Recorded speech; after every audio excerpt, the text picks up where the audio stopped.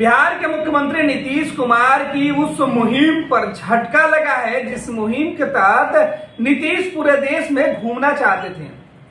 नीतीश कुमार के इस मुहिम पर झटका लगने का असर सबसे ज्यादा बिहार के उप मुख्यमंत्री और राष्ट्रीय जनता दल को लगेगा।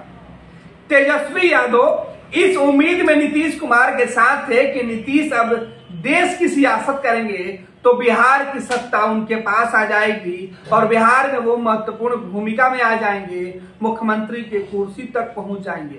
लेकिन नीतीश कुमार के मुहिम को अब झटका पर झटका लगने लगा है, क्योंकि विपक्षी दल के नेता नीतीश के एक विपक्ष के मुहिम से छिटकने लगे हैं, दूर होने लगे हैं। और इसकी शुरुआत पहले केसीआर ने किया और अब दिल्ली के मुख्यमंत्री अरविंद केजरीवाल ने।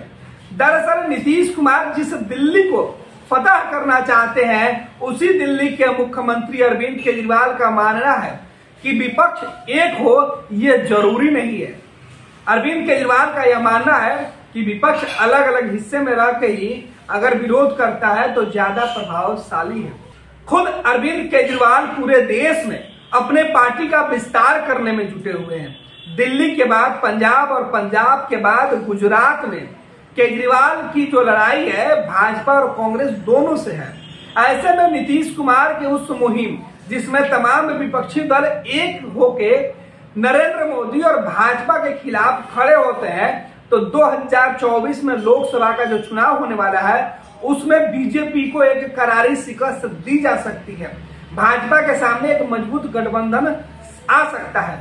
इसी मुहिम के तहत नीतीश कुमार लालू प्रसाद यादव के साथ मिलकर दिल्ली में कई नेताओं से मुलाकात किए थे, लेकिन वो मुलाकात बेहद सार्थक इस मायने में नहीं रही कि जब कांग्रेस के नेताओं से लालू और नीतीश की मुलाकात हुई थी तो वो परिणाम सामने नहीं आया था जिसकी उम्मीद में बिहार के नेता दिल्ली पहुंचे हुए थे।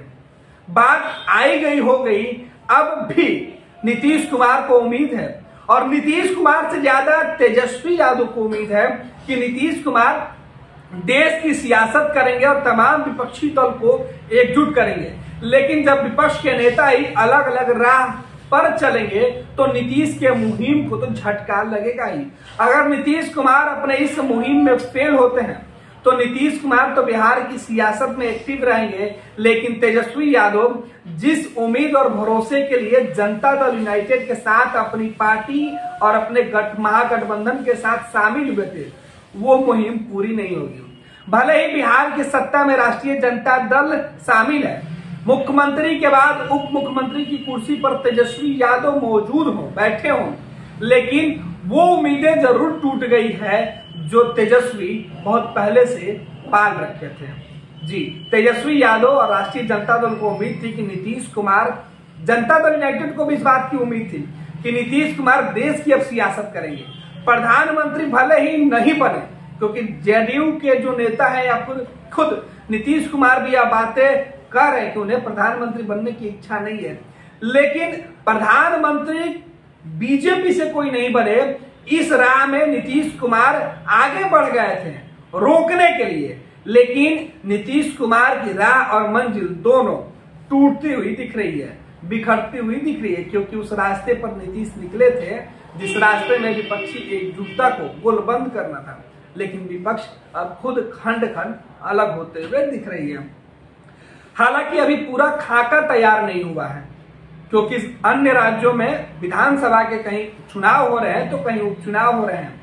ऐसे में तमाम नेताओं की नजर फिलहाल लोकसभा चुनाव पर नहीं है, लेकिन जिस उम्मीद में लोकसभा चुनाव की तैयारी बिहार से होने जा रही थी, उस उम्मीद पर अब जो देश के अलग अलग जो विपक्ष के नेता हैं वो झटका दे रहे हैं। अब देखना है कि पिछले कई महीने से नीतीश कुमार का देश प्रेम भी नहीं दिख रहा है। बीजेपी के खिलाफ नीतीश भले ही प्रमुखता के साथ लड़ रहे हों, लेकिन अब देश भर में घूमने की जो सियासत नीतीश कुमार ने शुरू की थी, देश भर के नेताओं से मिलने का सिलसिला जो नीतीश कुमार ने शुरू किया था, उस पर विराम लगते हुए दिख रहा है, क्योंकि पिछले कई महीने से नीतीश कुमार ना दिल्ली गए हैं और ना ही बिहार से बाहर। हालांकि अब ये बातें नीतीश कुमार के विरोधी भी कहने लगे हैं। बीजेपी के नेता भी अब सवाल उठा रहे हैं कि नीतीश की मुहिम का क्या हुआ, विपक्षी एकजुटता की बात करने वाले नीतीश और राष्ट्रीय जनता दल के नेता अब सुन ले, क्योंकि दूसरे विपक्ष के नेता ही किनारा कर रहे हैं एकजुट विपक्ष के नारा से।